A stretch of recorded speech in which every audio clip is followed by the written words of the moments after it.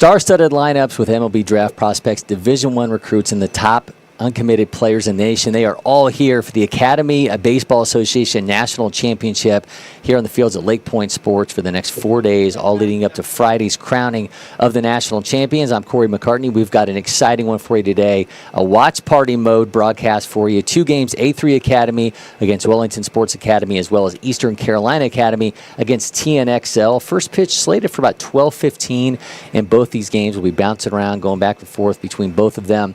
Also be joined along the way by some really great names here. Sterling Coaxum, RJ Cope, Reiston, Durham, as well as Mason Miller, all scheduled to drop by, as well as our own Jack McCartney popping in here and there out of the ones and twos in the production truck.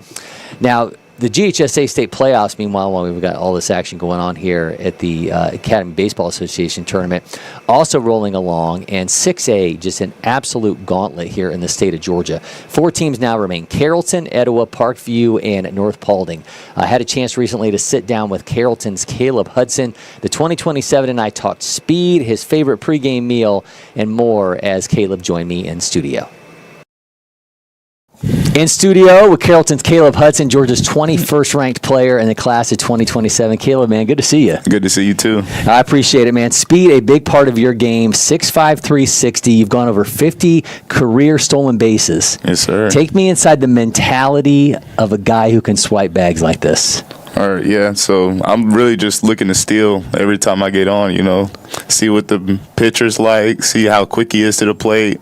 Catcher's got a good arm, see what their times are looking like, and just know if I get my best jump, he gets his best pitch off if I can get it or not. Do you have a perpetual green light? Like, are you even looking at the base coaches, or is it just like, dude, if you got it, go? Most of the time, I just go. I just go. I love that. So. Now Texas Longhorn Maddox Mansour has the Trojan single-season record, right. 31+. Yeah. You got that circled? Are you like texting him being like, hey, I'm sorry, man? Oh, yeah. I already told him about it. He's at, I think his is 36. 36. So I'm looking to break that for sure. All right. Well, you got the speed to do it. Exit velo's north of 93 miles an hour. Bat speed is 72 mile an hour plus. 94 outfield velo. These metrics just absolutely play.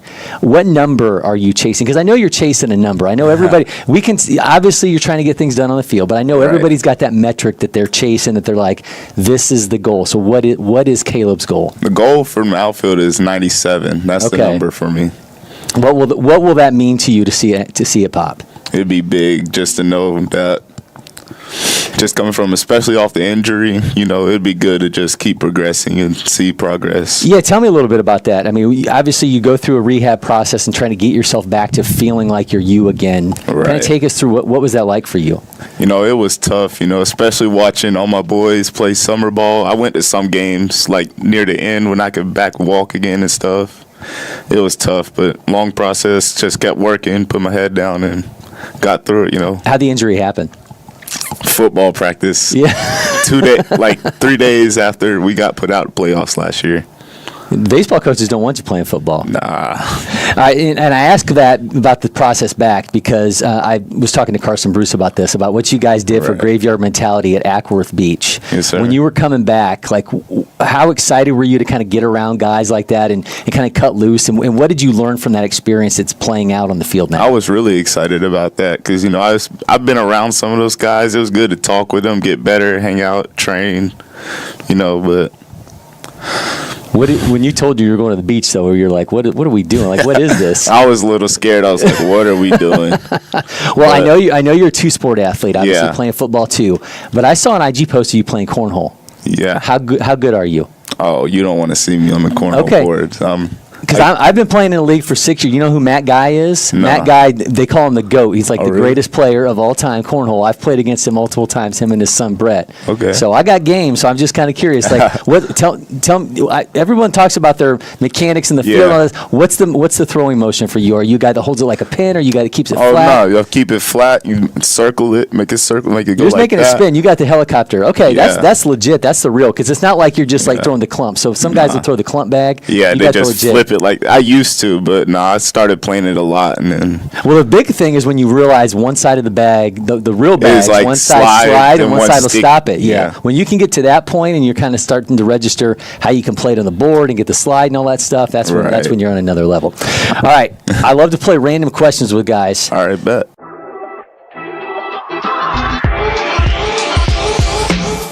right, Kelly, so we got 3 numbers for you, 3 random questions, and these are generated by AI. So your numbers are 5, 17, and 47. Number 5, 17, the best pregame meal is? Pasta. Any in particular? Alfredo. I just love Alfredo. Just carb loading. Yeah. Just carb loading before a game. I like that. All right, number 17. I like this.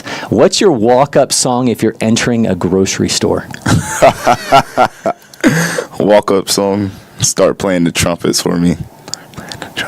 Playing the trumpets? Yeah. All right. Yeah. So you're like a closer busting in there. I like that. All right. Final one, number 47. If your sport had an extreme mode, what would that look like? You know, like how in the baseball games, like on your phone, where the like baseball 9, where they can throw the pitch like 200 miles an hour. Yeah. It moves like that. Yeah. But you don't want to be at the plate when they're doing that. No, I'm going to be pitching. But that's how you get that 97-plus outfield velo, is you set that extreme mode. All right, Caleb, man, great stuff, man. Fun. I appreciate it. Yes, sir. Thank you for having me.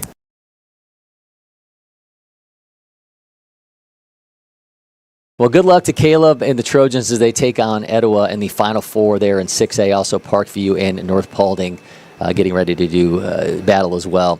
Let's go ahead and take a look at the starting lineups for these games that we're going to have for you today. Start off A3 Academy against Wellington Sports Academy.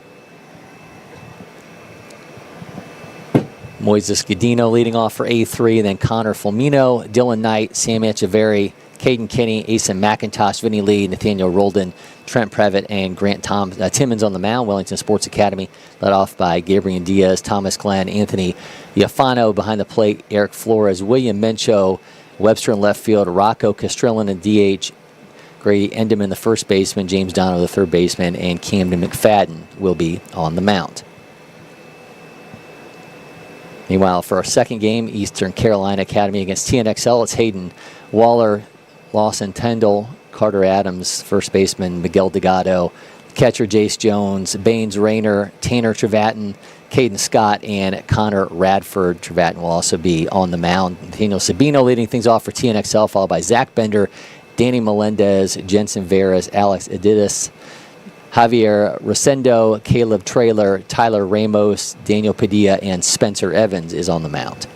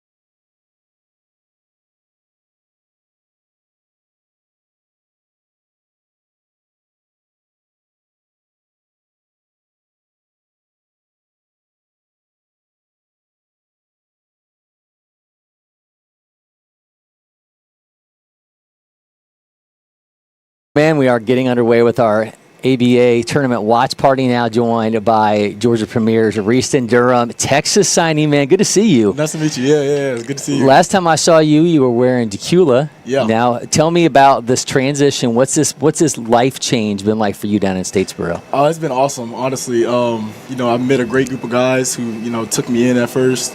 And at first, I'm not going to lie, I was a little nervous. But, they showed me the way and how to go throughout the game. And it's been a great experience. I've learned a lot. I've had a great time playing. So. Move that little microphone up a little bit. It's like a game area. Oh, it's actually wrapped around the cord. Oh, okay. So, yeah, there we go. Now it's movable. Now you can move it to it. There you go. Nice.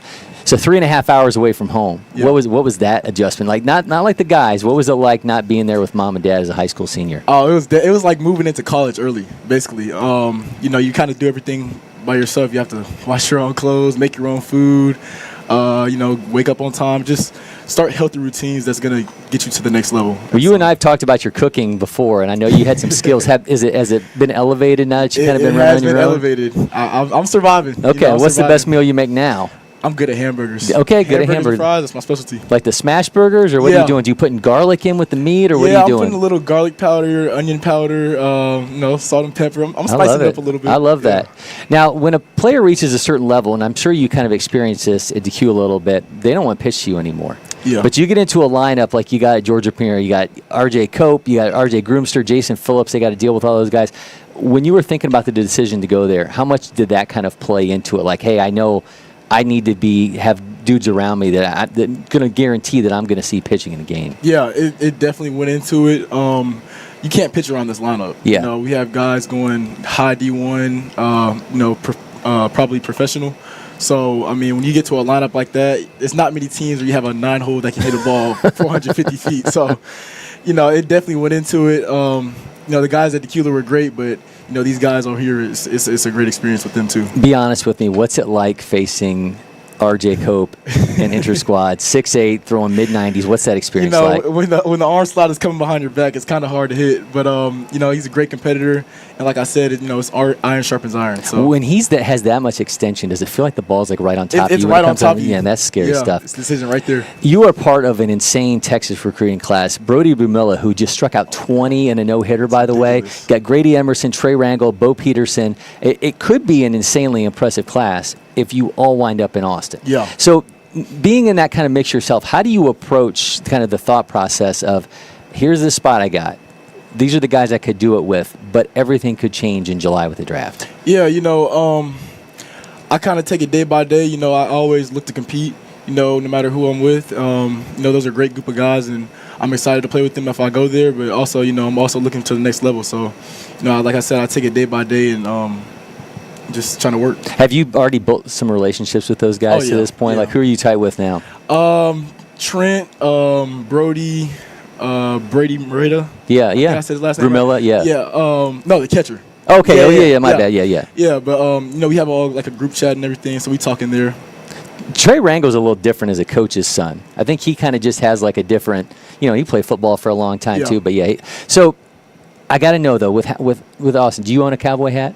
I do not yet. Well, good thing, because we actually had, with the help of ChatGPT, we got Reiston Durham. This is what I like to call the McConaughey. So we're going to go ahead and cut to yeah, there you go. So you guys, and you're playing cornhole, right? You're playing cornhole. So we got you the whole Austin setup. You're gonna own that. If you don't already own that shirt, you're gonna own that shirt. I need to. Yeah. So there you go. That's awesome. All right. So I love to play a little random questions with guys. So producer Jack's gonna roll us in with our intro here for random questions. Okay, cool.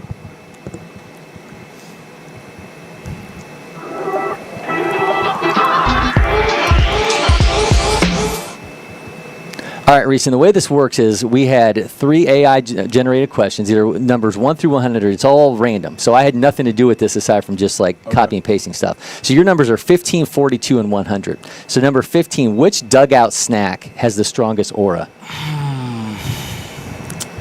I have to go seeds. Seeds? Seeds it's uncomparable. It's nothing better than smacking on some bacon seeds. Bacon seeds. Bacon seeds. Okay, that's a good flavor too. Yeah. All right, question number 42. If baseball added a power-up inning, what happens in it? A power-up inning. Maybe a diving play. Like you make a crazy diving play. Are there like effects and stuff going on, like you're in Mario and you got like the star, and it's like maybe if you make like a crazy diving play, then the hitter gets the pitcher gets like a boost or something. Okay. I don't know. That would be pretty cool. All right. Final one, number 100. What's one baseball debate that will never end? Oh man, these are some good questions. One baseball debate that will never end. I know when I was coaching, it was always the pant length. That was always a big one. Yeah, maybe. The talk about, how they talk about Babe Ruth and all that and the different ages. Sure, How it's hard to compare. I feel like that's one of the good ones. Yeah, it's because the games never change, right? You're still doing the exact same thing. It's not like in football, you introduce the forward pass and all of a sudden it's like, hey, we can do this now. You're not running the ball 50 times a game. Yeah, that's totally true. The level of play has definitely gone up. So I feel like that's a good debate. All right, I got to know one more thing before you get out of here. When I talked to you a year ago, and we were talking about where you were at, future games on your heels and all that, the Texas commit. What's different in you as a player now than the last time you were here? I feel like the mindset, just that dog eats dog mindset, and going out there every day and improving myself now. I've got the, ranking or commitment, or whatever you want to call it. But now it's just going out there and improving it every day, improving it to myself, and not trying to validate to others, but proving to myself that I can do it day to day. And you look jacked. I mean, you look like you put like 20 pounds on since I seen you last. Yeah, I mean, I've been in the gym, just trying to work. It's looking good, man. Reiston, I appreciate it. Thank you so much, man. We're going to take a break in studio. We'll be back with RJ Cope.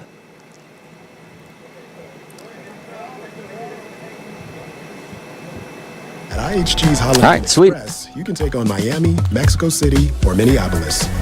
Fuel up with free hot breakfast, all while earning points for free nights with IHG One Rewards. Guest how you guessed at IHG Hotels and Resorts.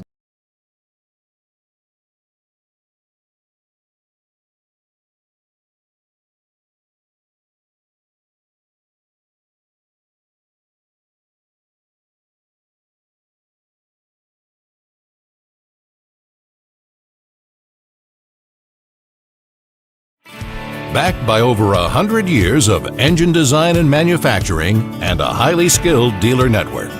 Yanmar. Yanmar Tractors. Quality. Hardworking. Reliability.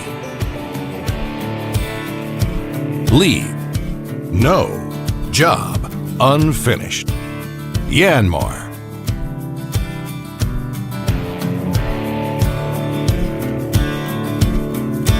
Visit us at www.yanmartractor.com or see your local dealer for details.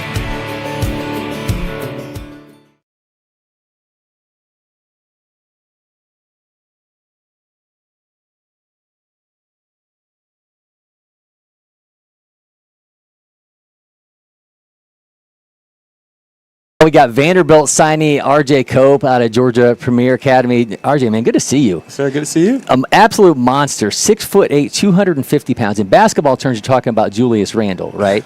And obviously, the only thing of close to your size in baseball, Aaron Judge, 6'7", 282 pounds. But he gave up pitching when he got to Fresno State. An absolute monster on both sides of the ball, on the mound, at the plate for you. Where do you look for inspiration when there's nobody that looks like you doing it both ways? Right. Well, I mean, I look at guys that I've usually heard about from pretty much my whole life. Like, for instance, David Price. David Price is a guy I've really looked at in terms of mechanics and just how he pitches, his mentality when he's on the mound. So pitching-wise, I look at him. And then, of course, there's Shohei Ohtani. He's a two-way player. He does it the best. Just look at how he goes in the box. His mannerisms when he's in the box, how he takes everything seriously. I mean, just like guys like that, I really look at and model most of my game after. Going off that David Price, when you met with Coach Corbin at Vanderbilt, how much did he talk about David Price? A lot. He talked about him a lot. It seems like he's a guy who really was an inspiration to a lot of his teammates when he was there, and also he modeled pretty much what Coach Corbin does and what he's been doing for the last, since he's gotten there. So, I mean, he talks about him a lot, and I've really heard about him a lot before I went to Vanderbilt. So it was cool to kind of see everything align at one time. Talking to a lot of the guys that were at Vandy, like Dansby Swanson, Kyle Wright, they all go back, and they all end up working out there during the offseason and stuff. If they talk to you about that at all, if you land in Nashville, like how much the older guys are still an influence on the younger players? Yeah, I mean, I was there. When I was there, I was just hearing them talk, like the older guys that were there when I took my visit in 24. And just how they talked and how they presented themselves to the rest of the team. It was awesome to see that and see how much leadership was there. So, like, that was the biggest thing for me when I was looking to colleges was the leadership, the coaches, education. It's obviously the biggest thing for me. But just how they go about their business and how everybody is for the team, that was what really stuck out to me. And those seniors, they were really the biggest piece of the team. So it was cool to see that. Let's go inside the arsenal a little bit. Obviously, you got the fastball into the 90s, a changeup, curveball, slider. There's a 20-mile-an-hour difference between that fastball and curveball. What's the best pitch in your mind? In my mind, it's always been my two-seam. It's just because of how much it's run. I could say the changeup. The changeup is pretty much the exact same thing. It's just a little slower and it drops. But the two-seam for me has always been my go-to pitch in any situation. Ever since I was a kid, that was one of the first things I was taught, to throw a two-seam. So my command and my pitchability with that pitch has been pretty much the best in my entire arsenal. Like I've got a couple pitches that I've worked on, but the two-seam has always been the bread and butter in any case scenario. How much do you like playing around with guys' expectations? Because obviously everyone thinks when you got that fastball, everything's going to go off the fastball. How much do you kind of just like, you know what, I'm pitching in reverse. We're going off the breaking stuff today. Right. Well, there's been a bunch of times, even in the season, where I've done that, especially in the second inning, third inning. I've always tried to start off backwards because they've seen the fastball at first, and then I'll go to a breaking ball or off speed. But I'm very confident in my breaking ball and my off speed. I mean, I'll throw it 3 times in a row if I want to. But it's just about having that confidence in each of your pitches, and to be out there and dominate like you know how to, and just be a pitcher, not a thrower. So. Well, I got a ball here, and I would love for you to take us through your grip. So if you just want to do these into the camera there, and you can talk about anything you do pronation-wise, but just kind of take us through how R.J. Cope does what he does. Sir, well, first I've got the four-seam. I learned how to do a thumb tuck in the offseason with Dylan Ross. He went to George Premier a couple years ago, so I throw my four-seam sort of like this. I just try to get out in front and release out in front as much as possible. I do it from the side, too, just to let you know. And then two-seam, I sort of do the same thing. I just throw it and he does what he needs to do. I don't really think too much about throwing the fastball. Just let it ride. Yep, let it ride. This is how it looks from the side. Yep, I always try to get my thumb under the horseshoe, so I got a little something under it, so I can feel that as I'm throwing it out in front. The changeup, I don't really thumb tuck like this. I'd probably say, actually, matter of fact, I think I have done that for the last couple of months. Actually, it's actually helped a lot. Again, just trying to get out in front, trying to release out in front and let it take care of the rest. I don't do too much on it. I just throw it and it does what I need to do. So then I have the sweeper. Sweeper is a new pitch I got in 25. At the end of 25. I've been throwing it a lot, and it's been a really good go-to pitch in 2-strike counts. On 1-strike count, whenever I'm in an advantage count, I sort of throw it. So I really like to just get out in front with it, like every other pitch. Just try to feel that late break at the very end. So like basically in my mind, I'm really thinking about, okay, front foot is striking, and then get out as much as I can out to the plate, and then it sort of does the best break it can get. And then the splitter. The splitter is it's a pretty new pitch, but I've worked on it a lot since the off season. It's been really good for me. I try to keep no fingers on the ball but the pointer finger and the middle finger, and just release it out in front, and it's gotten as low as 600s. So wow. It's been very good. Did it take you a while to get used to having your fingers spread out that much? It did. I mean, at first I was using a softball. That's what Joseph Contreras told me he did. When he was like 9 years old, he said he just had a softball on. Yeah. Nah, he's got some big fingers too. I'm not gonna lie. He's got some massive fingers. Yeah. It would start off with the softball, and then obviously get into the baseball, and then just again trying to release out in front. That's the biggest thing for me. It's just every time I release out in front, and every time I have that feel for just being able to drive to the mound, I mean, not to the mound, I meant to the plate. Sorry. But yeah, every time I try to drive to the plate, get my hand as far as I can to the plate, everything sort of does what it needs to do. And that's how I become successful when I'm on the mound. Does the ball matter to you? Can the seams be too high, too low? Can you just be like, this ball's not, I can't get what I want out of a ball? Or are you to the point now where it's like, I'll just adjust? I mean, actually, that's interesting because I've been thinking about that all my life. Like, okay, there's different balls, different seams. I mean, there's different feels for pretty much every different type of ball. So, I mean, in my mind, it's more so of, you have to be mentally prepared when you get on the mound. Whatever ball you have, you just got to be able to have confidence and just throw it. Like, don't think about what type of seams you've got on the ball, how cold it is outside. Like, even weather, like, depends on the certain factors of the baseball. But it's really just about just clearing my mind and just throwing the baseball. For me, I've never really thought too much about it nowadays. So I go out there and throw it. So my wife's an art teacher, so I loved seeing at the Dream Series where you got with Hunter Green and shared your art together. Tell me a little bit, how much are you drawing now, and then where are the inspirations for you when it comes to drawing? Matter of fact, I started that when I was in the first grade, I say. When I was in the first grade, I started looking at little action movies, and I was like, oh, that's pretty cool. Maybe I can sort of draw it on my own. And then that's where the inspiration and the love began for drawing. So I've taken certain action things that I've seen on movies, and I've put it into my own perspective, my own characters, and developed a plot, because the plot is sort of like something that I really love to dive into with anything that I look at. I mean, even baseball has a plot. So you look at the plot of baseball. Yeah. I mean, yeah, there's just a lot of things that I take for every little piece, and I put it together, and I make art. That's pretty much how I do it. In the summary of it, I can go on and on, but like, I try to keep it short. Well, it's got a plot. You've got main character energy. But do you look at comic books, or like, are there guys like Todd McFarlane, Jim Lee, guys like that you kind of gravitated towards when you were getting your kind of figuring out who you were as an artist? Yeah, comic books for me was something that I looked at a lot growing up. Like, there was a lot of things that we had in the library for the school. And there was some comic books, and I was just looking into it. I was like, yeah, these are cool. And I was like, maybe I can do that. And then I started doing it. At first, it was a little rough. I'm not going to lie. I don't want to show how it looked at the beginning, because it's very corny.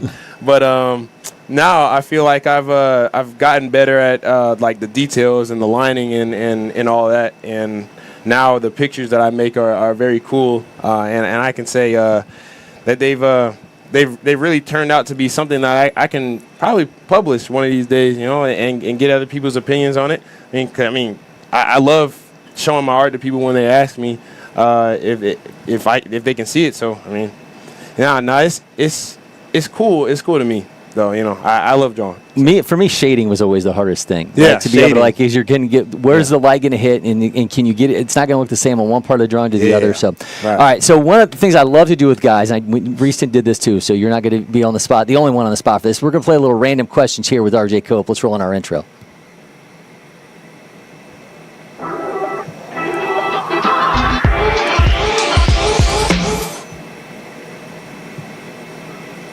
All right, RJ, these are 100 questions that are generated by ChatGPT, and then we do 100 random numbers. So it's completely random. So your numbers are 9, 59, and 71. So number 9, if baseball had entrance music like WWE, so beyond just like I'm picking, some song on the radio, if it had extreme entrance music like that, what's your song? That's tough. I was never really a music guy. I say.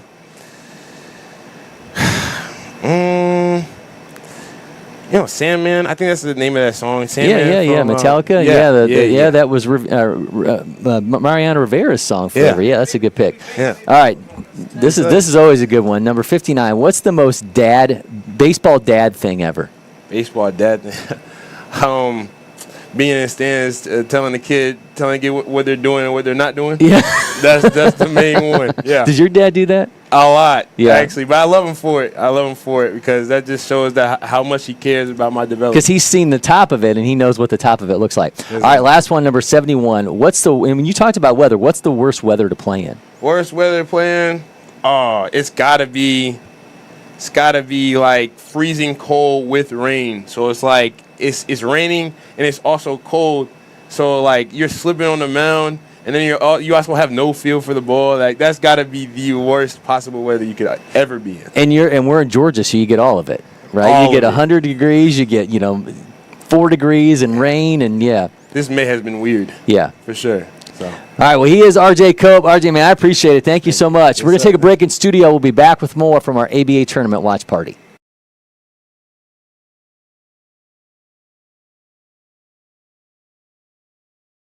Hey, this is Dominic Rossi, LakePoint athlete, and today I'm testing out the new Rawlings Cloud AI.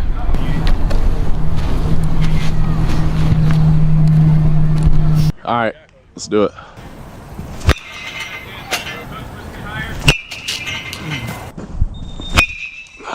There we go. Real whippy.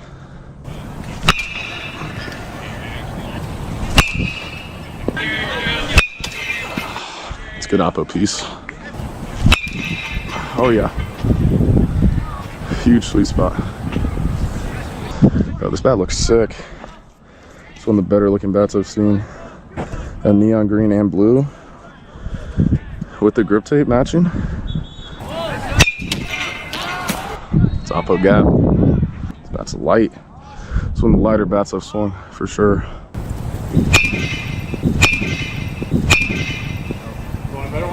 No, I'm good with that. Alright. Just got done taking a couple swings with the Rawlings Cloud AI. It's one of the more balanced one pieces, and I usually wasn't a fan of one pieces until now, but really like this bat. So the balance on this bat's definitely not end loaded. It's really balanced. It's really light in my hands, and it actually has for one piece, it actually has a pretty big sweet spot. It almost feels like the Icon sweet spot, but it's a lot lighter, so I like that. I've barreled up a few in the cage and in the games, and it just comes off very easily, like effortless pop from this bat. The design on this bat's pretty cool. Has like 2 different shades of green with the light blue letters, and then I got the light blue grip tape too, so I think this bat looks pretty sick. Definitely one of the more colorful bats, but I like that, so.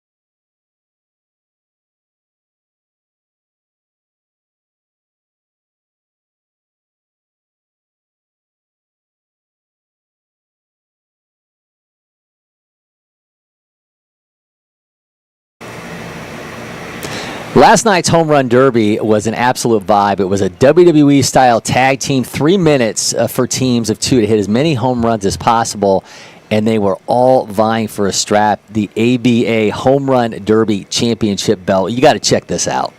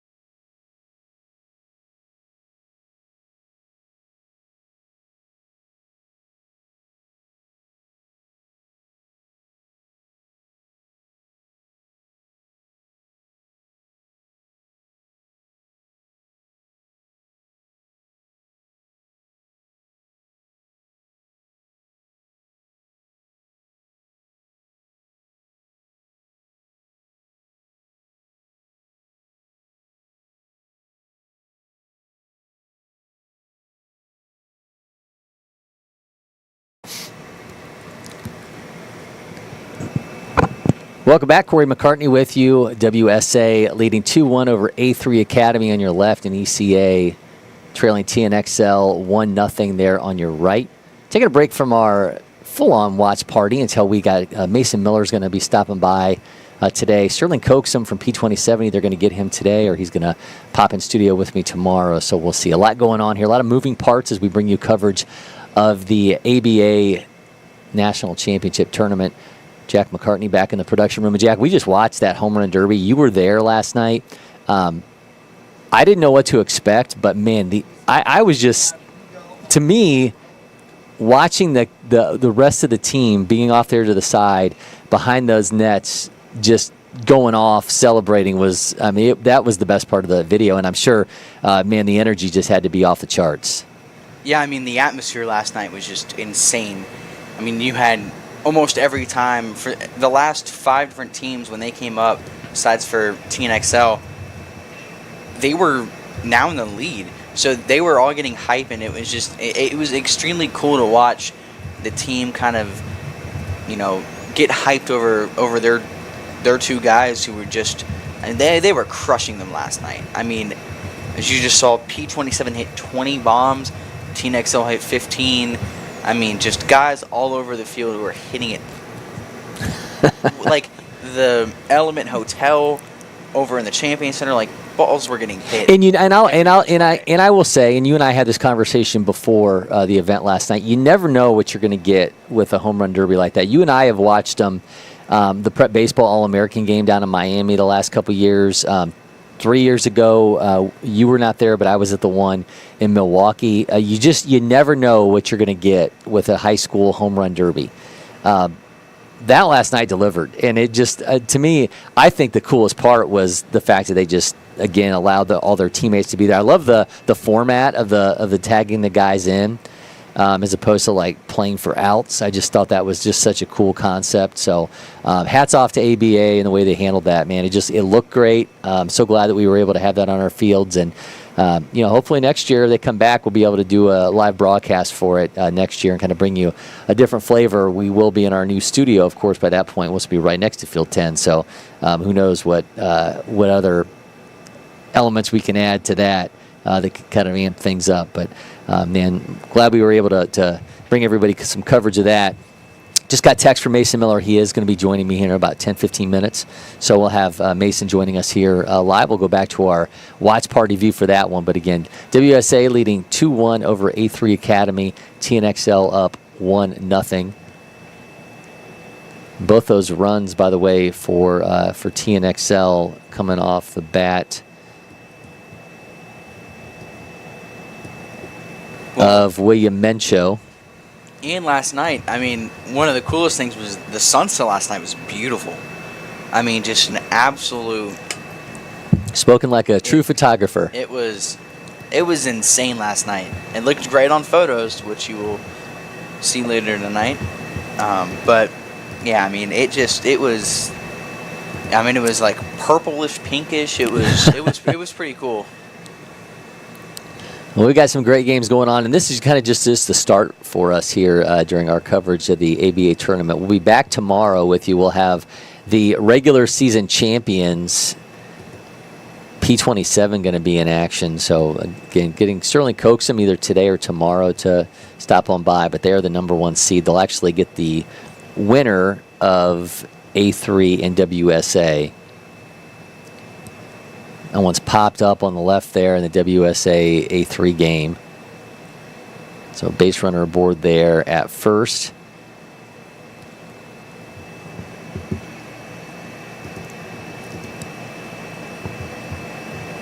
There's a lot to deal with when we've got these watch party broadcasts, but man, they're always so much fun for us.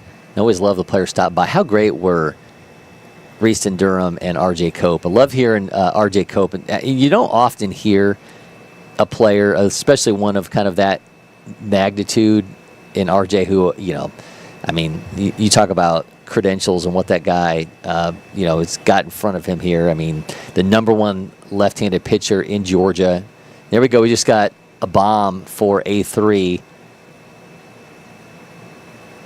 Bomb for WSA. Excuse me, bomb for WSA, stepping up. not a team that didn't have a really great regular season, but man, they're coming out swinging here. So they're padding the lead now at 4-1 over A3.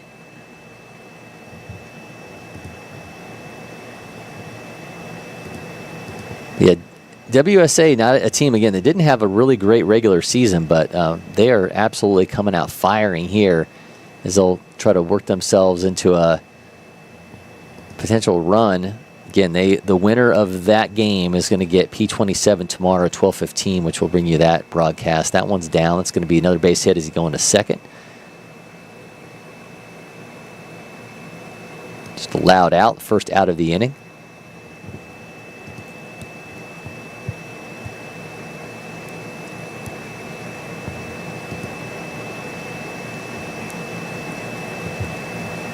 Adesas up at the plate right now for TNXL. Again, they lead 1-0 over ECA.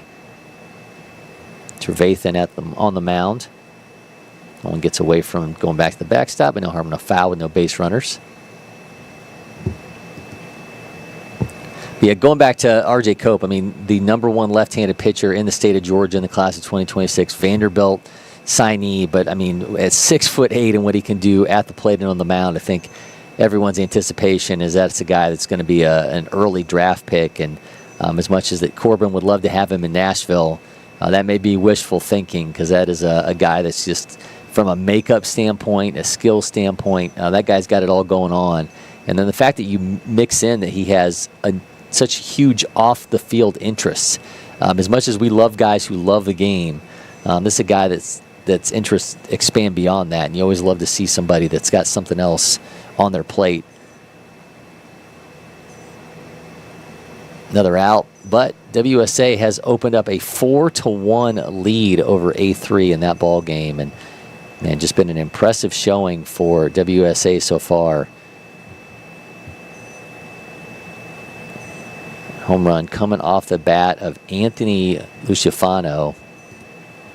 Lucifano, South Alabama signee, catcher, third baseman, 6th-ranked catcher in state of Florida, 92nd overall. So he goes yard in that game. See if we can get some metrics on that home run for you. Parked a 77-mile-an-hour slider.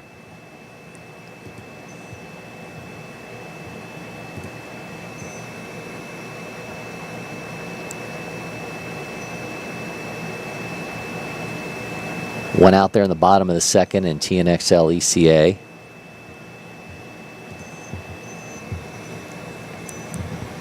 The one thing I will say when we do these watch parties and we end up having players here in studio and you kind of just get wrapped up in the conversation, you lose track of the game, and it's just kind of the way it goes. But I'm certainly excited to share our platform with these players. And again, great to catch up with Reiston Durham. Anyone who's not seen it, we have had Reiston on our platforms many times. Had him mic'd up during a game during the summertime, so got to kind of be in studio talking to him while he was on the field. So ESPN style, bringing you action while he was on the field. So that was a lot of fun, and always good to catch up with these guys a little bit later and just kind of see how they've grown and see how they've progressed. It's like you're a teacher and they just kind of come back a couple years later and you get to see them all grown up. Reiston Durham now all grown up. We'll see if he winds up in Texas playing for the Longhorns or if the MLB draft comes calling. A guy that, I mean, Jack, you remember this. I mean, playing for Georgia in the future games, Reiston hitting a mammoth home run in a big matchup against Texas. So that's a guy that's done it on the big stage. He's done it under pressure. Don't think you doubt another guy, the makeup that he has. Oh, we got a rocket off the bat there for TNXL, 105.7. That one is well put in play. Runner's going to be on the move. So a run-scoring double for TNXL extends their lead to 2-0. That big blow from Caleb Traylor.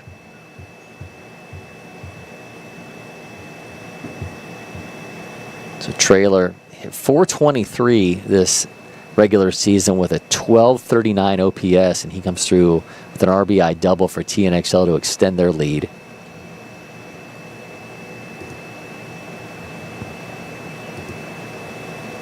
So now with Trailer aboard at second, that's Tyler Ramos now stepping in. Ramos, 2025 senior feature gamer. And it's a interesting thing, Jack, but it was something that I was talking to Reiston about, is just being away from home, you know, and kind of adjusting. I mean, he's from Decula, moved all the way down to Statesboro now to play for Georgia Premier, and you're 3.5 hours away from home for the first time in your life. And obviously, whether you go to college, whether you go and play in the professional level at the minors, and we just got to bow down to the king there moment in that TNXL ECA game, bringing him down to his knee off that breaking ball. But there's still that element of adjusting to life away from home. And I think it's something we don't really think about with these guys, but it is a big part of it as they kind of adjust to what life's going to be, whatever the next level means for them.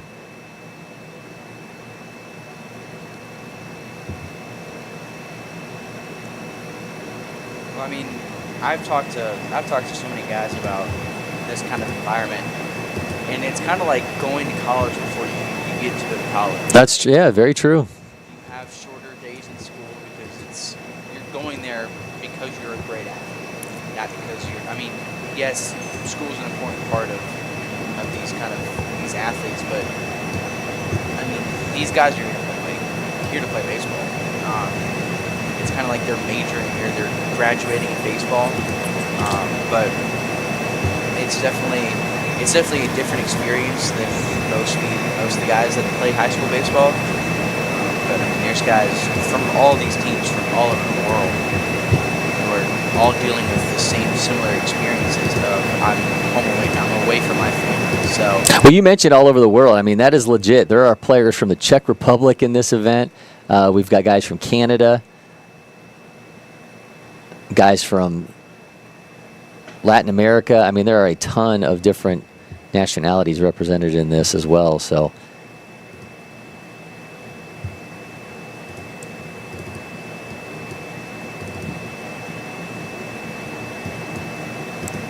Moises Godino at the plate right now for A3. So back to their leadoff hitter.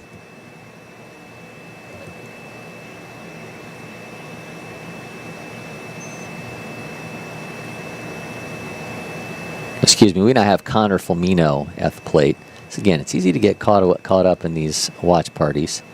We're going to have a mound visit here for ECA. Going out to have a word with Tanner Trevathan. Trevathan on the mound, 2025 junior feature gamer. He's the third-ranked catcher in North Carolina.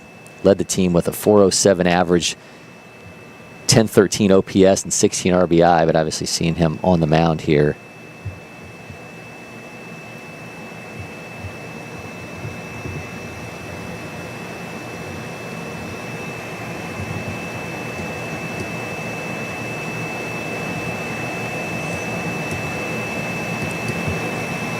Nothing is the lead for TNXL, and they are threatening yet again.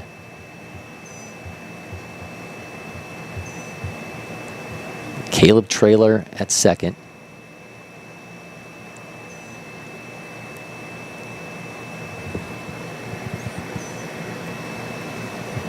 The lead is 4-2 for WSA over A3, so A3 fighting their way back in that one. They've got one back here this inning.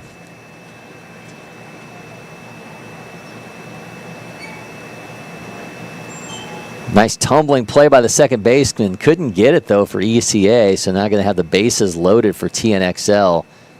Nearly made a miraculous acrobatic play to get the runner at first, but not in time. So now with Firmino aboard, Dylan Knight is going to step in for TNXL, number 3 hitter for them. And this is right guy potentially at the right time here for TNXL.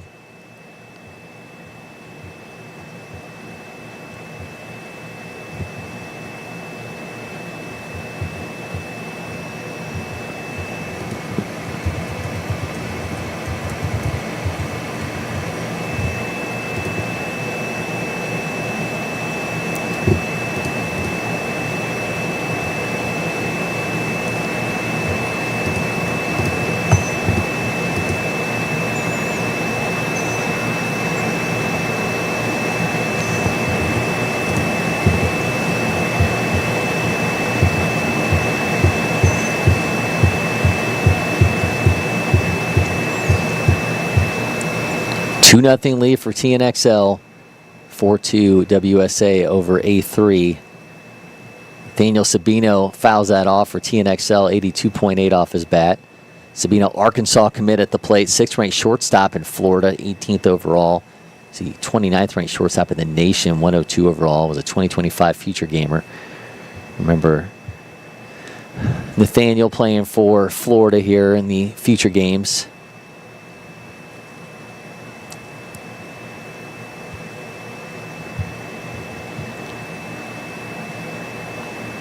Gets the punch out, so Sabino goes down on strikes.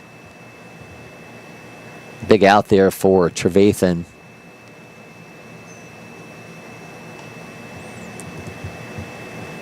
Now we'll get a look at Zach Bender. Bender, interesting, was a 2025, so he is doing the grad year program here at TNXL. Was previously at Pro 5, which is now PDA, or PDG, excuse me.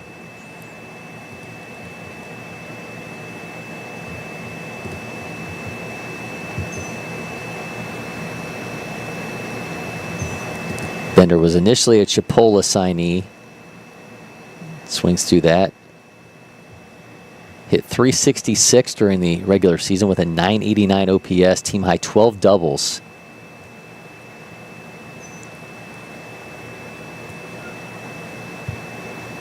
Delivering another one here could pad this TNXL lead, but he's got an 0-2 count here. Trevathan got a strikeout of Sabino. Counts now 1-2.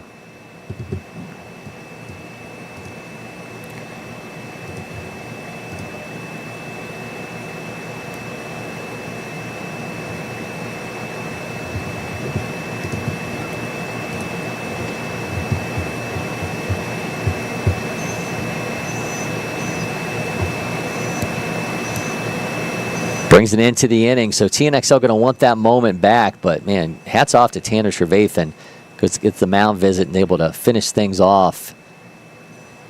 Limit any further damage. TNXL leads 2-0 in that one.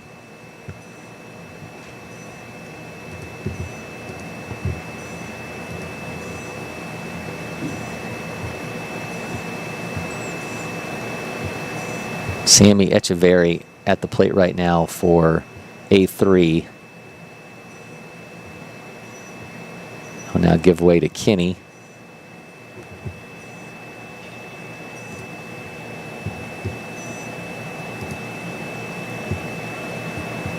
So Caden Kinney, third baseman, up with 2 outs.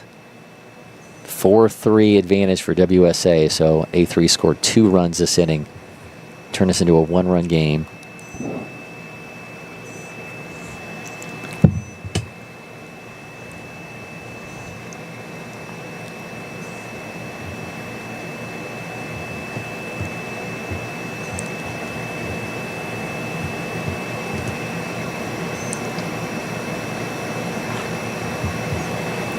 Runner in scoring position now for A3.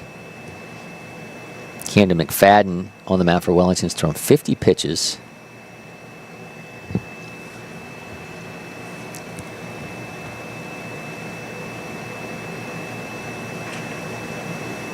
Again, expecting Mason Miller from PDG to be joining me here shortly. And obviously, Jack, he gets a lot of the Mason Miller conversation stuff. Kenny flies that into center field. Center fielder on the run is going to have a play on that one. It's all the way to the wall, and that's going to be caught for a very, very loud out. Hey, in our youth events, that's all kinds of trouble. These guys all too accustomed to playing in fields this size. But A3 able to turn it into a 4-3 ball game. Meanwhile, TNXL still has a 2-0 lead over ECA.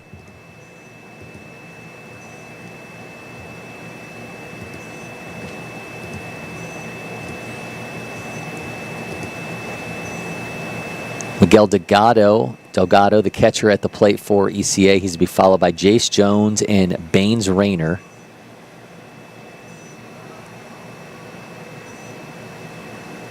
Spencer Evans on the mound for TNXL. And man, talk about big-time arms. Spencer Evans, absolutely that. LSU signee, second-ranked left-handed pitcher in Florida, 12th overall. Number 7 among all lefties in the nation. 2021 junior feature gamer back for when he was calling Georgia home.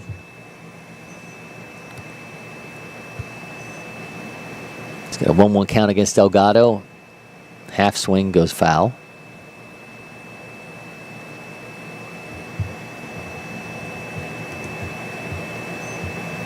And it appears we already had a pitching change for TNXL. They've now already gone from Evans to Carter Lentz.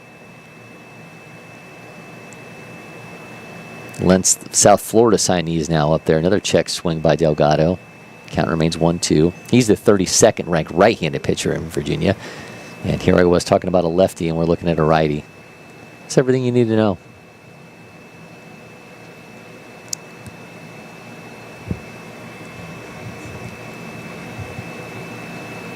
Another foul. Delgado staying alive.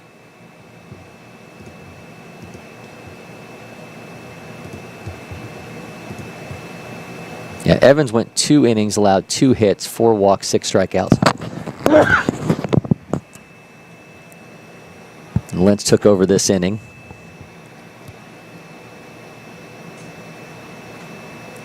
He's got a 1-2 count here against Delgado. Striking the outside corner, gets the punch out to start the third.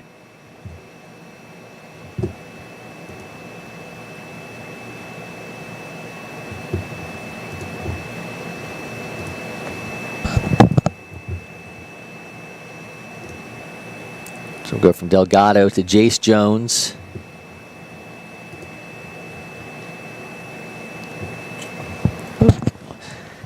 All right, as promised, Mason Miller now stepping in. Mason, how you doing? Good, you? Good. All right, producer Jack's going to roll us into our big watch party look here.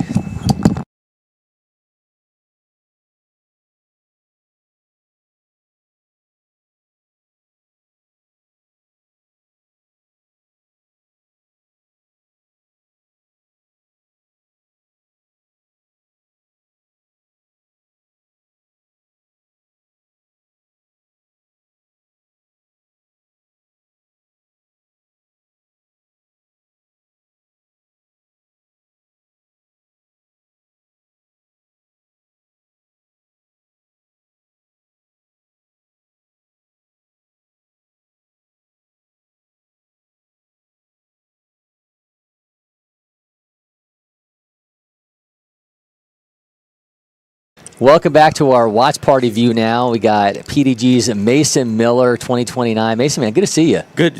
What's up? Man, the power is real with you. We were watching some clips from the Home Run Derby a little bit ago. Just absolute power stick, man. The youngest player in PDG history to homer in a game. I saw the video, absolute rocket.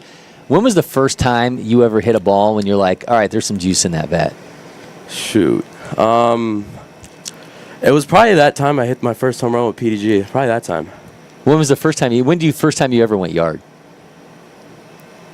Like 11 years old? 10 years old, I want to say. That's just not fair, man. A mere 14 years, 11-month-old, just absolute juice in that bat. When you got that kind of power, though, how do you ever keep yourself from trying to sell out and try to hit everything pull side? I just try to stay gap to gap and hit the gaps all the time. I don't really try to hit home runs. They'll come naturally with trying to stay gap to gap. Well, since you've been at PDG, what have you learned about yourself as a player that maybe you didn't know before? Some things that have been elevated. How has this experience kind of helped to elevate your game? I've really loved the experience here at PDG. All the coaches have done a wonderful job with our hitting coach, Alex Simpson. He's done a wonderful job helping me out, figure out my swing and what else I need to improve on. Big frame, 6'3", 190 pounds. Who have you looked up to at the big league level when you were first coming up, and then when you got to a certain size and you're like, okay, I'm going to be a little bit, I'm not going to be that size anymore? Corey Seager's been a big one for me. Okay. What was it in particular about him? He's tall, he's lanky, shortstop, third baseman. I think he's played a little bit of third in his career. that's one of the big guys I've looked up to. Do you get to a point, though, where it's like, okay, it's time to start being, like, inventing myself as opposed to – because I know when you're kids, everyone's like, you take that jump shot and you're like Kobe. But when you go out – and when you're out there as a baseball player and you get to a point where you're like, it's time to start being me. Like, what take me through that process a little bit. Shoot. Like, how do you get to that point when you're like, okay, I've taken some of your elements, now it's kind of trying to be myself? Probably this year has been one of the biggest years for me. Because I know I've always looked up to him throughout my last year. Last year's a big year. I really looked up to him. I really watched his swing. I really like how he plays the game. So in baseball conversations, obviously you're not going to be the first Mason Miller that comes up. And I saw the video that you did where they had the questions of you asking the Mason Miller of obviously the San Diego Padres now questions. Kind of like a Max Muncy situation, right? Like by the A's and the Dodgers. The questions you asked him, the one was about how you handle pressure. How much do you kind of take what he taught you and kind of take that into your day-to-day? I really look at it as like pressure. You should embrace the moment and not try to press and do too much. Do you ever just like Google yourself and try to see how many searches it takes before you actually pull up stuff on you? I've done it probably once, but like some of my friends do it a lot, and they'll like see how many times they like before it pops up as me. Do you like the fact that you share a name with a major leaguer, or do you kind of like maybe I go by a nickname or middle initial or middle name? I feel like it's pretty cool to see him and oh shoot. Do you have a nickname? Not really. Not really. Not one that you would want to use like that.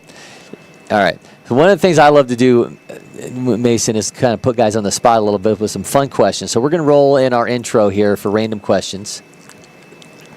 Hey, this is Dominic Rossi, LakePoint athlete, and today I'm testing out the new Rawlings Cloud AI.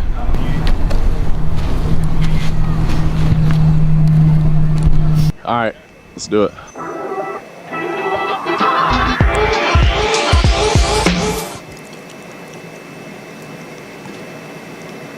All right, Mason, the way this works is we had 100 questions that were generated by ChatGPT, and then we just pull 100 random numbers, and then those are the questions you get to answer. So it's numbers 10, 49, and 56. The reason I say that is I'm not responsible for these. So number 10, which MLB player would dominate another sport?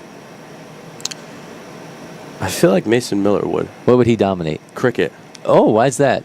Because like how hard he throws from the mound, I feel like when he goes to bowl the ball, I feel like he'd throw that pretty hard. That's a really good answer. Do you watch much cricket? Depends on the day.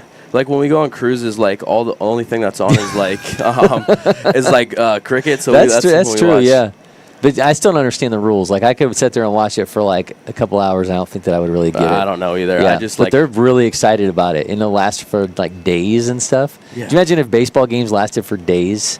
I'd be forever. Yeah, you'd run out of pitching for sure. All right, number 49. What's a baseball flex that normal people wouldn't understand? A baseball flex. Wow. Baseball flex. Probably hitting a home run. Yeah. Because not many other sports can hit home runs or like do some yourself and generate something. I feel like it's the only moment in sports where you can do something that it's like entirely you that provides that moment, and everything else just kind of like has to stop for that moment. Because if you kick a field goal, there's a bunch of other guys that got to move around for you to be able to hit it. If you throw a touchdown pass, obviously there's going to be if you hit a long 3-pointer, there's still like all the other guys running around and stuff. It's like that's the only moment that's like everything freezes when you hit a home run, and obviously you get to experience a lot of that. All right, number 56. Which one of your current teammates would survive a horror movie? A horror movie? Yeah. A horror movie. I would like to say Xavier Jackson. What about him makes you think he survives? Is he just being fast? Yeah, he's fast, and I feel like he could just outrun everyone and probably, and fight everyone maybe. How long would you last? An hour maybe at tops. You'd be the guy that says, I'll be right back. And then don't come back. All right, great stuff. Mason, man, I appreciate it. Thank you so much. Yes, sir. Thank you. We're going to take a break here in studio. We'll be back with more from our ABA Watch Party. Hey, this is Dominic Rossi, LakePoint athlete, and today I'm testing out the new Rawlings Cloud AI. We're here at the Rawlings store at the LakePoint Sports Baseball Village with LakePoint athlete Austin Tambora. Here to do some glove shopping. Austin, you ready? Let's do it.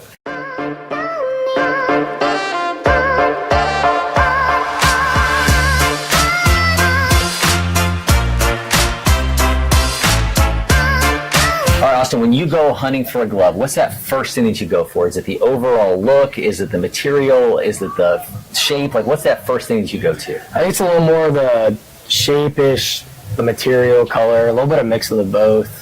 I don't want to date myself, but it used to be that gloves were either tan, brown, black. Now there's like every color under the sun. You can get any design you want. It's really become that personalized part of things for a player. Are you 100% on board with that drip part of it, or for you is it more about the subtleness? I mean, it's a little bit of both.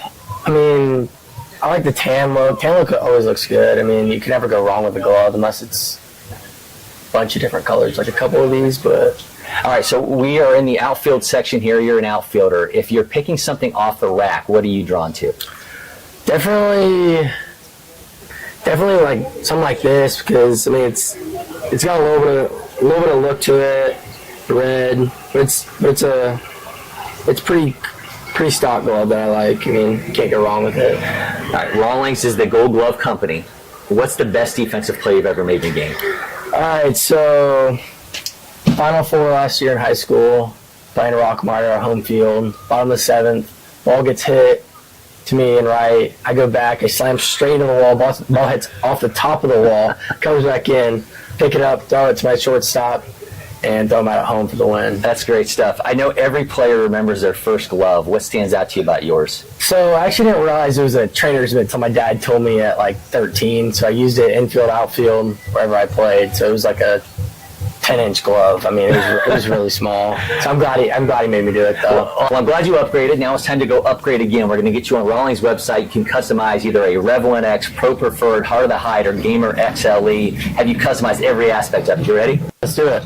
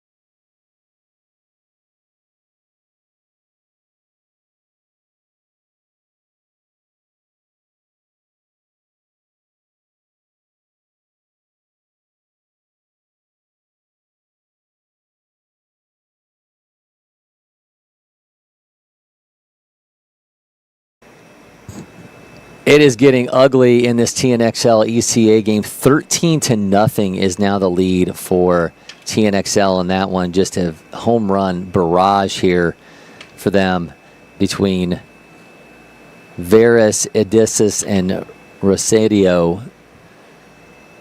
Guys have combined for 9 RBI in that one. And here's another hard hit ball, 83.1, and that one is going to be a base hit. Man, they just are putting it to them. 13-0 in that one. 2 down there in the inning. Meanwhile, WSA out to a surprising 7-3 lead over A3. Appreciate Mason Miller stopping by for a little while, getting to know that 2029 for PDG. Also got to spend some time with RJ Cope and Reiston Durham. We'll share all that stuff out across our social media channels.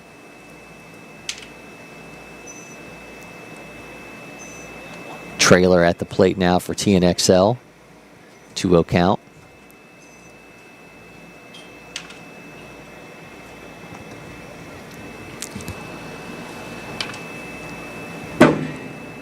Ropes that 91.8. I think the roof of our building just got hit by a ball.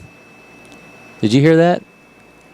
Yeah, I don't really know what that was. Yeah, I'm pretty sure we just got hit by a baseball, which is yeah.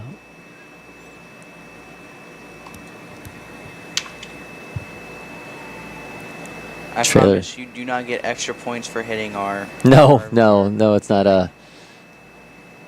No bonus points. 13-0 lead for TNXL.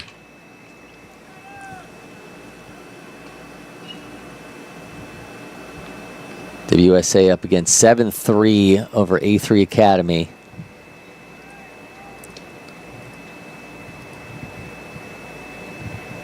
Gastrillin at the plate right now. Serrano on the mound. The inning comes to an end there for TNXL. They added 11 runs in that third inning to lead 13-0.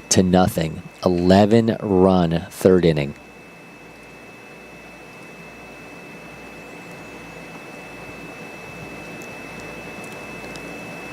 Now, anything could happen, obviously, in a tournament like this, but it certainly feels like this could be a collision course between TNXL and P27. We'll see if anyone's able to change that narrative.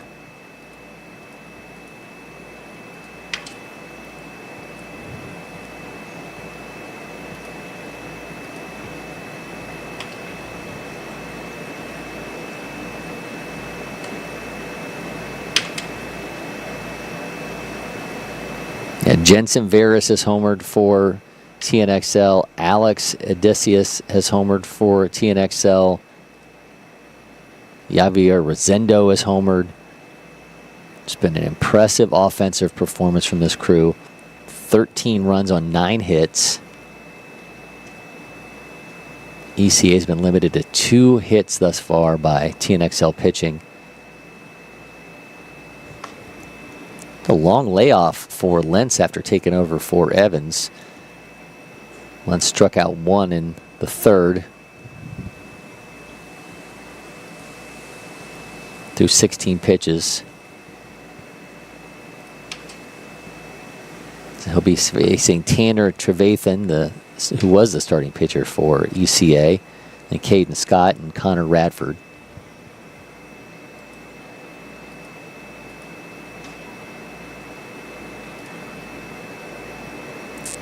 ECA is now going to 4 pitchers in this game.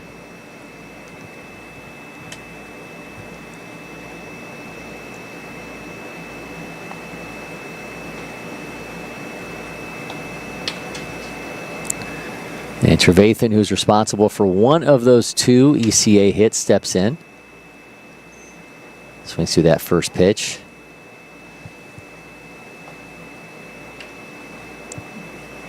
Ball hit right up the middle. It's going to bring it into the inning there in A3 WSA, with WSA up 7-3.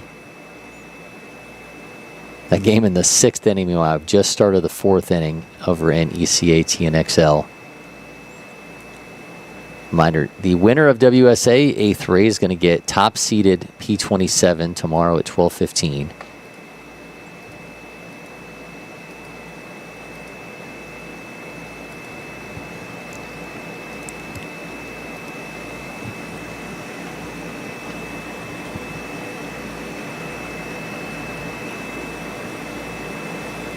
It's in for a strike. 2-2 count here to Trevathan.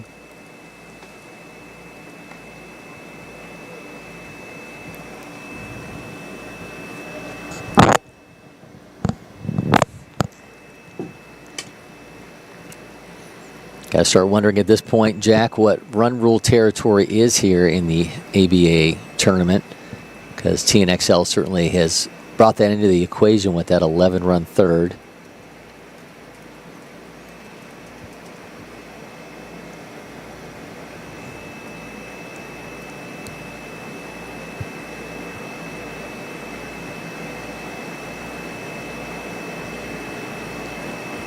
Trevathan flies out for the first out for ECA.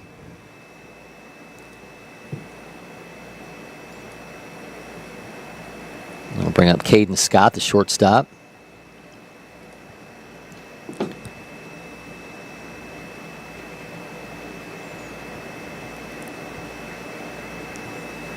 Scott tied for the team lead with 40 strikeouts on the mound, where he also has the 3.53 ERA, but seeing him play short today. It's the 30th ranked shortstop in North Carolina, 149 overall, and he's got a 1-1 count here against Lentz off that swing and a miss.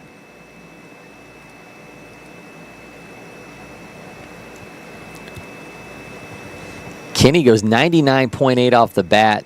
That one is all the way to the wall. So another loud out. Well struck ball, but results in and out.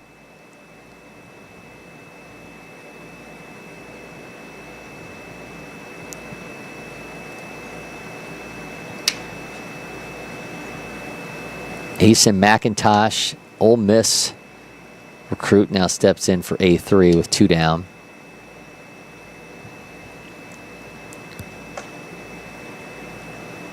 McIntosh hard hit ball over top the shortstop's head, and that's going to be a base hit.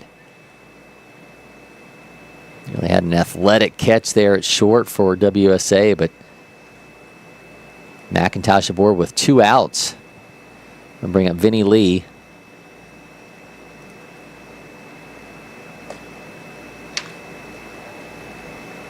Lee Manhattan signee at Apex, North Carolina.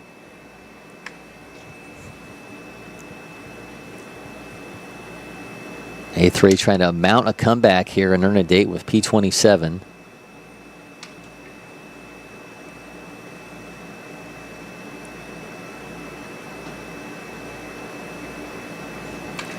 Swing, miss, and Lentz has got himself a strikeout. So now 2 down for ECA. We do have a runner aboard.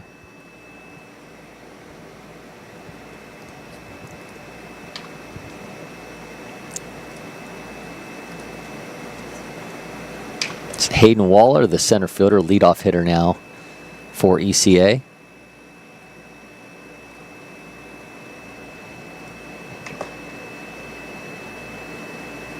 Waller slashed 300, 394, 819 this season. Led team with 17 RBI. 45th ranked outfielder in North Carolina. Been playing center field today. That's in for a strike. We're on to the 7th inning there in WSA A3. So A3 unable to capitalize with a runner on. They will get a say, though, in the bottom of the 7th.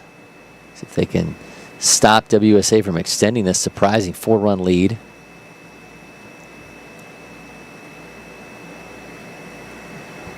Well, you know, this is a watch party, so we get to watch 4 different teams, and we've seen GPA as well as PDG. What has been your favorite uniform so far? That's a good question. I'm kind of a sucker for the TNXL. I really like the color scheme. I know they're keeping it a little bit simple today, but I do enjoy the TNXL color scheme. What about you? I mean, I get kind of an upper hand on this because I got to see some guys that their colors is yesterday. That's true. I do think the TNXL ones, I love the colorway, especially their black uniforms actually look cooler than these ones because they're the neon is it's pretty. less abrasive with the white. It's stark on the black. Yeah, it looks. I think those ones are pretty cool. But I mean, all these different teams have. I mean, the WSA ones have pretty similar uniforms to the Florida Gators, which are. I mean, that colorway, anyways, is as a Georgia Highlands student is pretty cool. We just had a line out there in ECA's at bat, so 13-0 as we move along to the bottom of the fourth inning in that matchup. Let's see how much longer we're going to get to play in this game.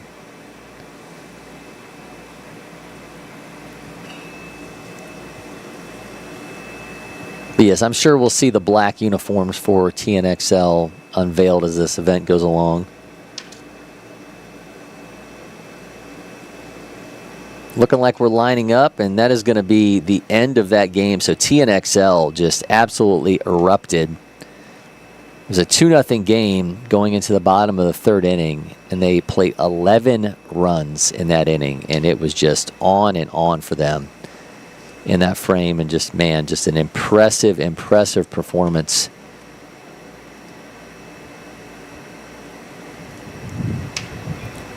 They just absolutely got it done in the third. You had Odysseus with a homer, a 3-run shot. Then you have Ramos singles, and that scores an RBI. Melendez has a 2-run single. Then Veras with a 3-run homer, and Odysseus comes up again in homer. So he homered twice in the third inning. 4 RBI in that third inning. That feels like a highlight on the LakePoint socials, Jack. Odysseus coming through. Big-time performance for him in that 11-run third inning for TNXL. The Georgia State signee getting it done in the shadow of his potential new home in Atlanta. Third-ranked first baseman in Florida, 28th overall in the class, 2024 future gamer. He had 40 RBI this season, hit 320 with an 1192 OPS. Had 12 regular season home runs, hits 2 in the third inning today.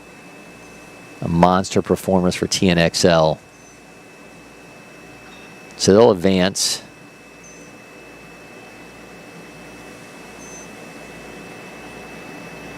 And they will get the winner of PDG and Georgia Premier tomorrow at 12:15.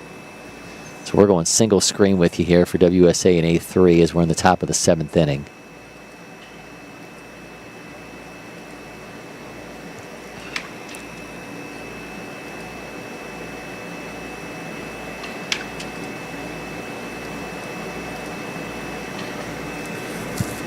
WSA's got Thomas Glenn at the plate to be followed by Anthony Ficciano and then Eric Flores.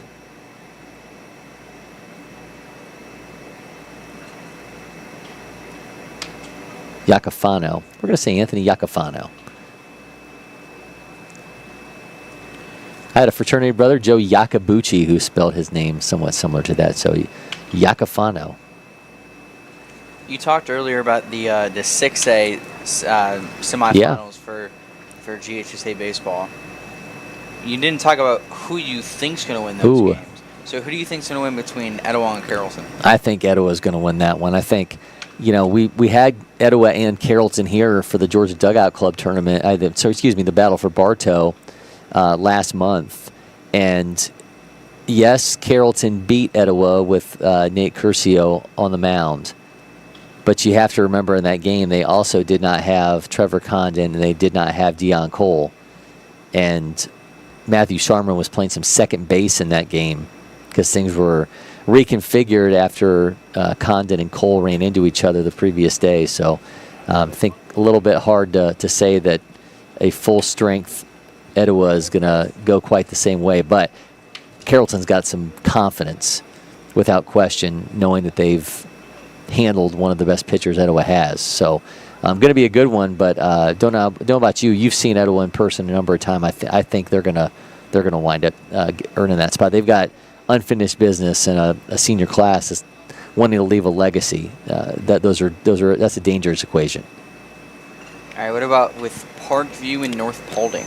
Look, North Paulding it just literally feels like they came out of nowhere to earn national prominence. They've been a staple in the prep baseball national top 50 since pretty much the calendar flipped into March. So I think they're going to take down Parkview. I know Malachi Washington is a monster, but I think North Paulding's going to win. I think it's going to be Etowah North Paulding.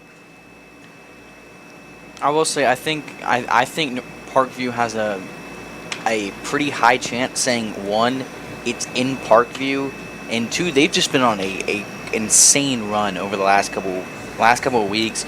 At the end of the regular season and now since the playoffs, they went 3 games against Cherokee. They won the first game 11-8. They lost the second game 3-1. Then they go on and skunk Cherokee 11-0 in the Elite 8, which is insane to not let the other team score at all in the playoffs, and especially when you get that deep into the playoffs. South Alabama signee Anthony Iacofano got an 0-1 count here against Serrano. WSA looking to pad that lead, and he's got plunked by that pitch. They'll have runners at first and second now with 1 out.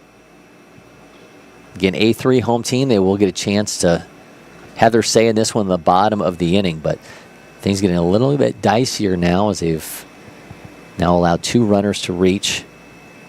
Bring up Eric Flores, the center fielder. Indiana River State signee. 41st ranked outfielder in Florida steps in. Runners at first and second, 1 out.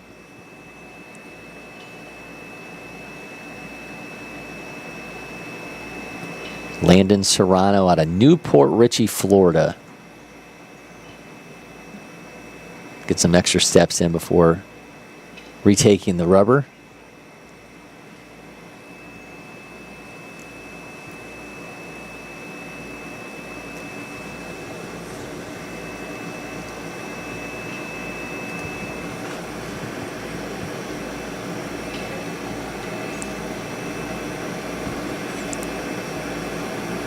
We're only intermittently getting our shot over the pitcher's shoulder.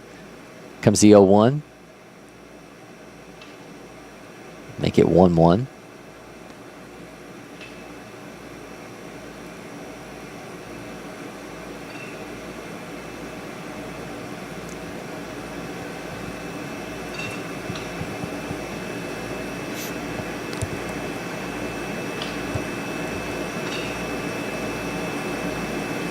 Runners at first and second. Serrano glances back, throws.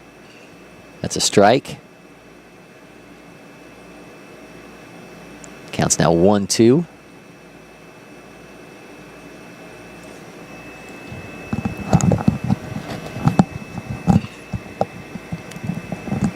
A3 hunting outs with 1 out and 2 on.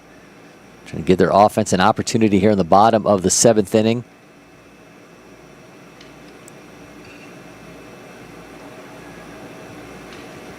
Serrano gets the punch out. I thought it had a 1-2 count. The umpire just gave a signal of 1-2. All right, reset the moment. Now 2-2.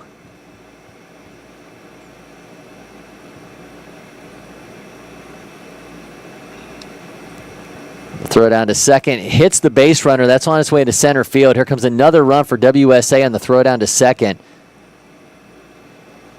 So the count's now full here to Flores.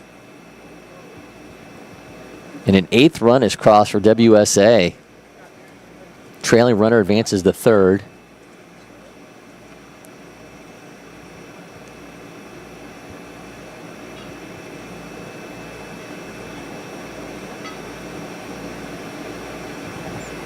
So he'll take first, and now we'll have him at the corners now.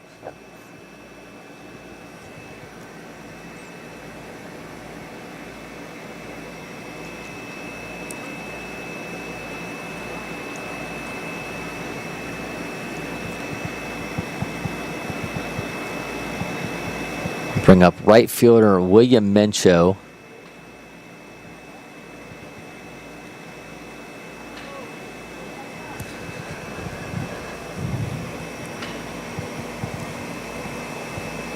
Well, we may get another opportunity to see this WSA squad tomorrow. We will bring you coverage of PSA's matchup tomorrow at 12:15.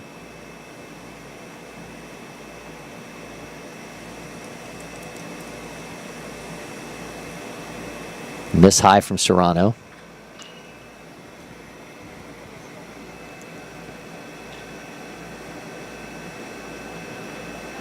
It's a 2-1 ball game after 1 inning, and WSA would score 2 more runs in the 3rd, 3 in the 5th. Now 1 more here in the 7th. A3 has been held silent since the 3rd inning when they scored 2 runs.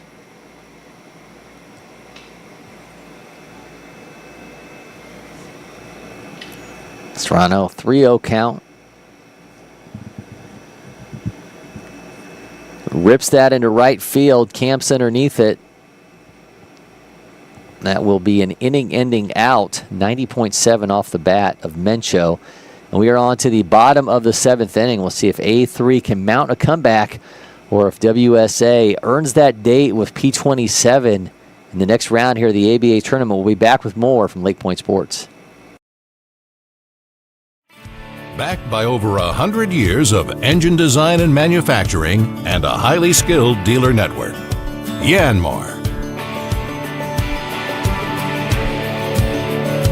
Yanmar Tractors. Quality. Hardworking. Reliability.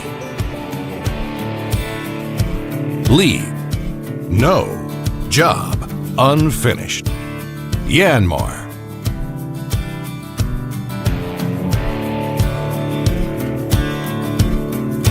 Visit us at www.yanmartractor.com or see your local dealer for details.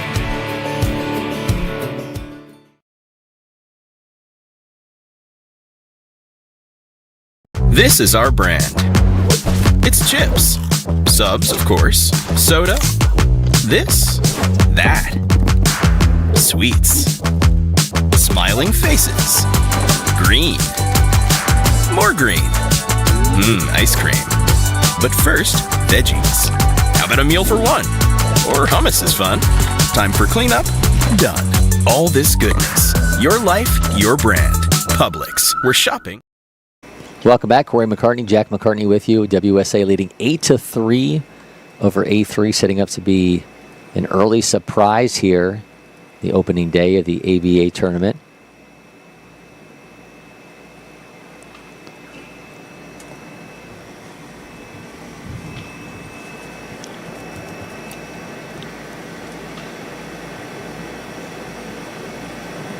Miguel Roa at the plate right now for A3.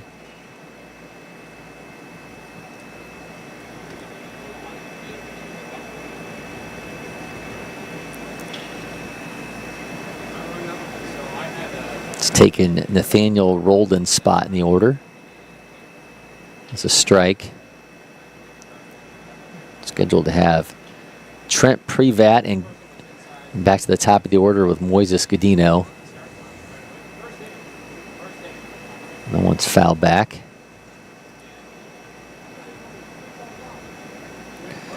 Roa at the plate. 5'9", 190-pounder. Plays third base. Roa puts that in play, and that one goes foul.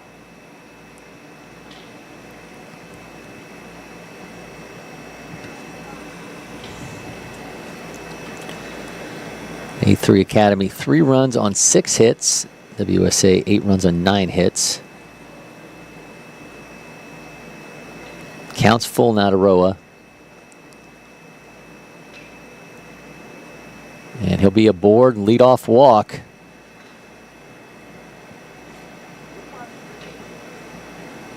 Trent Privat now steps in out of Lutz, Florida. Hit .364 during the regular season, .804 OPS.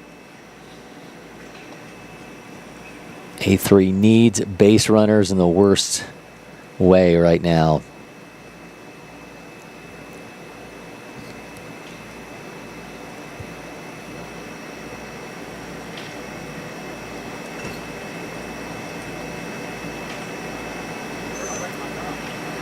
Opened up with 2 games for you. 13-0 win for TNXL over ECA. And they await the winner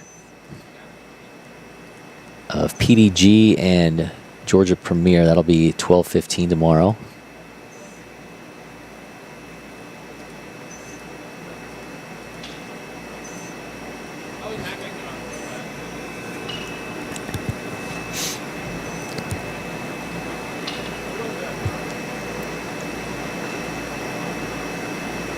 It's a strike, evens the count.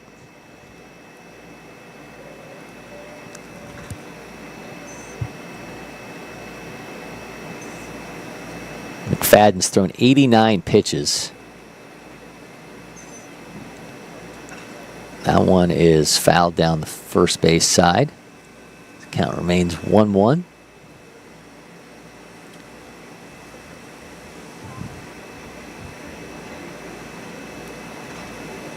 Make it 1-2. Just waiting for our scoreboard update.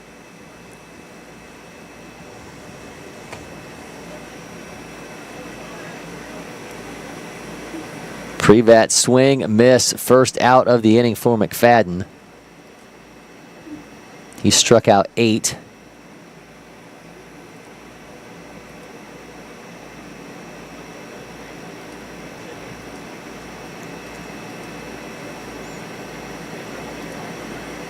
Now flip it around to the leadoff hitter for A3, Moises Godino.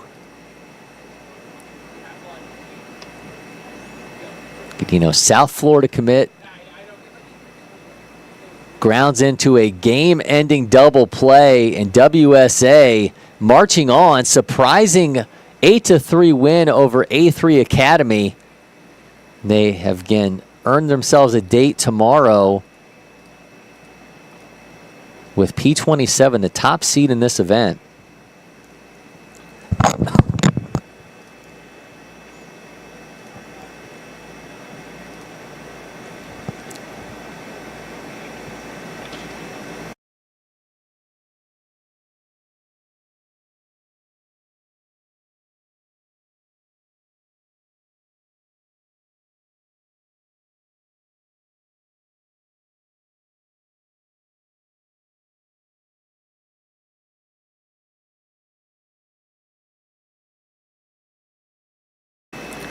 So congratulations to WSA and TNXL Academy, our winners during our ABA watch party today. We will take a quick break here in studio. We'll come back and wrap things up from LakePoint Sports.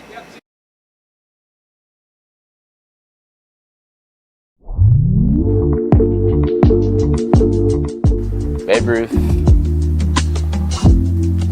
Hank Aaron, Rivera, and then Big Papi.